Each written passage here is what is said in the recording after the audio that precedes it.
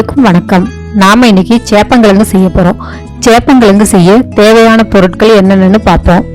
சேப்பங்கிழங்கு 1/2 கிலோ வேக வச்சு ஸ்லைஸ் பண்ணி வச்சிருக்கேன். 1.5 ஸ்பூன் மிளகாய்த்தூள், 1.5 ஸ்பூன் கடலை மாவு, தேவையான அளவு உப்பு, பொரிக்க தேவையான அளவு எண்ணெய். இப்போ சேப்பங்கிழங்க ஒரு பாத்திரத்துல மாத்திக்குவோம்.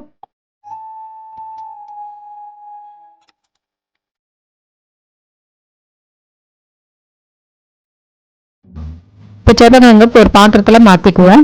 அதுல தேவையான அளவு உப்பு சேர்த்துக்குவேன்.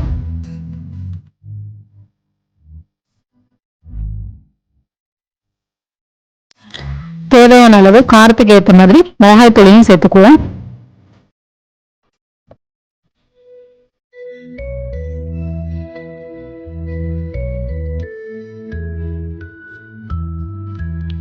நல்ல எல்லா கிழங்குலையும் படுற மாதிரி நல்லா ஒண்ணா பெசரிக்குவோம். கிழங்கு ரொம்ப நேரம் வேக வச்சிடக்கூடாது, ரொம்ப குழஞ்சிடக்கூடாது. நல்லா ஸ்லைஸ் பண்ற அளவுக்கு நம்ம வேக வச்சா போதும். சட்டியை அடுப்புல வச்சுக்குவோம். அதுல கொஞ்சம் எண்ணெய் விட்டுக்குவோம்.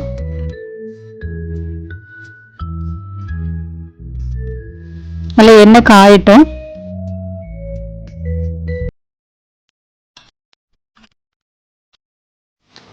எண்ணெய் காஞ்சிருச்சு. அதுல நம்ம கிழங்கு எடுத்து சேர்த்துருவோம்.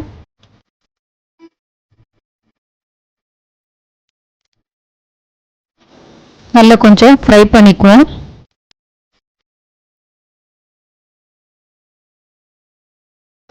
ஒரு சைடு நல்லா வெந்ததுக்கு அப்புறமா அடுத்த சைடு நம்ம பரட்டிக்குவோம்.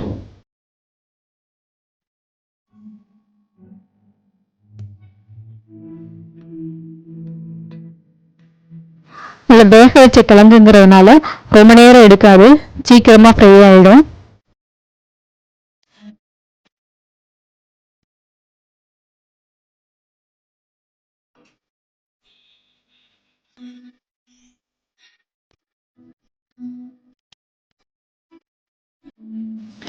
ஒரு பக்கம் வெந்துருச்சு. இப்ப நம்ம அடுத்த பக்கம் பரட்டி போட்டுருவோம்.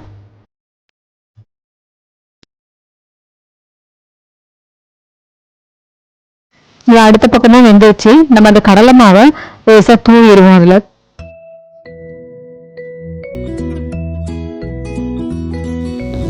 நல்ல கடலை மாவை தூவி நல்லா பரட்டிடுவோம்.